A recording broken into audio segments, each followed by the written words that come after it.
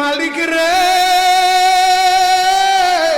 আমি বড় পাপী, আমি বড় গুনাহগার।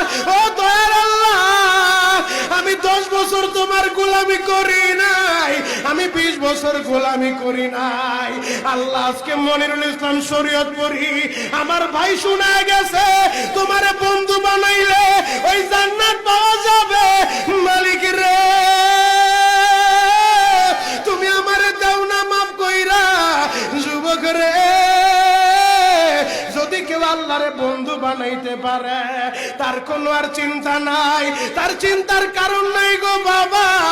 এ যুবক ভাইরা, দাড়ি পাকা বাবাজিরা, সবাই আমার দিকে একটা নজর তাকান। এই যে দেখেন আমি হাতের ভিতরে আহারে টিস্যু দিয়া কাফনের মতো একটা দৃশ্য বানায় ফেললাম। এমন একটা কাপড় আপনার শরীরে একদিন উঠে যাবে, আমার শরীরও একদিন উঠে যাবে। ও চেয়ারম্যান ভাইরা, ও মেম্বার ভাইরা, ও নেতা ভাইরা, ও আলেম ভাইরা, এখন কাঁদতে বলছি শুধু কাঁদবা।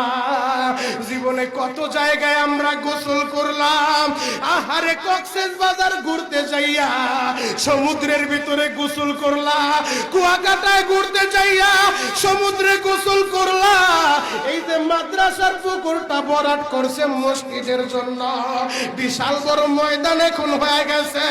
এই পুকুরের ভিতরে কত মানুষ গোসল করছে, আবার পিছনে একটা বিরাট পুকুর হয়ে গেছে, ওই পুকুরে কত মানুষ গোসল করবে।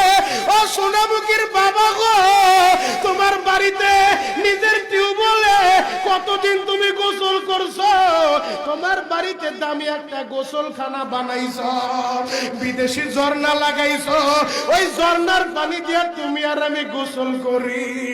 এমন একটা দিন তোমারও আসবে, এমন একটা দিন আমারও আসবে। আহার ওই ঝর্ণার পানির গোসল আমার হবে না, পুকুরের পানির গোসল হবে না, আমার আপনার একটা গোসল দিবে। কেমন গোসল দিবে জানেননি? বড়ই পাতার হালকা গরম পানি দিয়া আহারে মসজিদের কর্নারে পড়ে থাকা